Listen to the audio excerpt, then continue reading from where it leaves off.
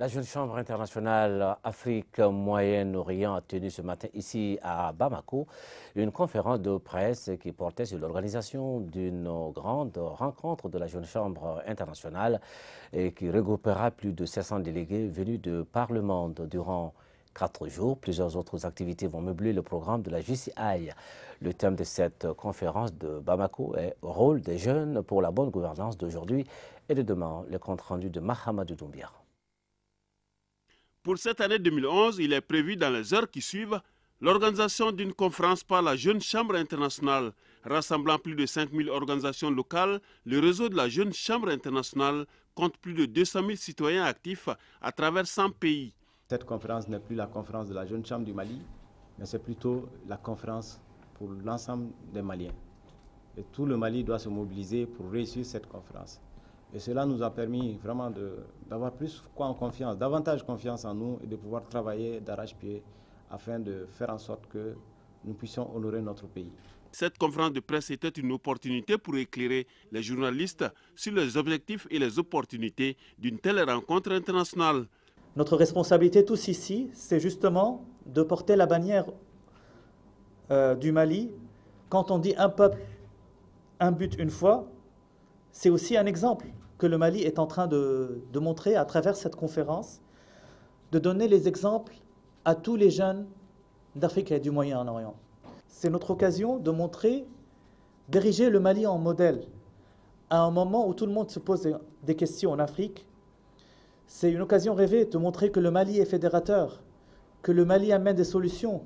Pour cette conférence de Bamako, plus de 700 délégués originaires d'une trentaine de pays de par le monde sont attendus. Et le thème principal de cette conférence est le rôle des jeunes citoyens pour la bonne gouvernance d'aujourd'hui et de demain.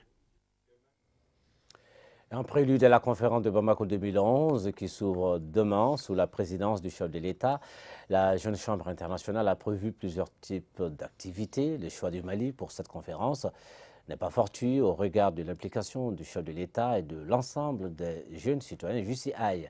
Pour en savoir davantage, notre reporter a approché le vice-président exécutif 2011, président de la conférence de Bamako. Rami Majouz répond au micro de Mahamadou Doumbia. C'est justement une conférence historique. La dernière fois que le Mali avait eu l'honneur d'organiser cette conférence, ça date de l'an 2000, donc il y a plus qu'une décennie.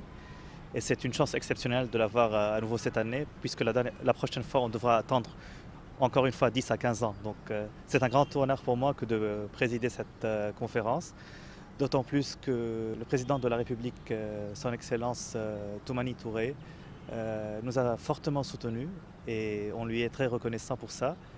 Et comme je l'espère, il va nous honorer de sa présence demain lors de la cérémonie d'ouverture. Et il y aura plusieurs activités qui se dérouleront autour de cette conférence, des formations, des ateliers de travail, l'Assemblée générale, débattre des thèmes d'actualité. Donc ça va être une conférence très très chargée.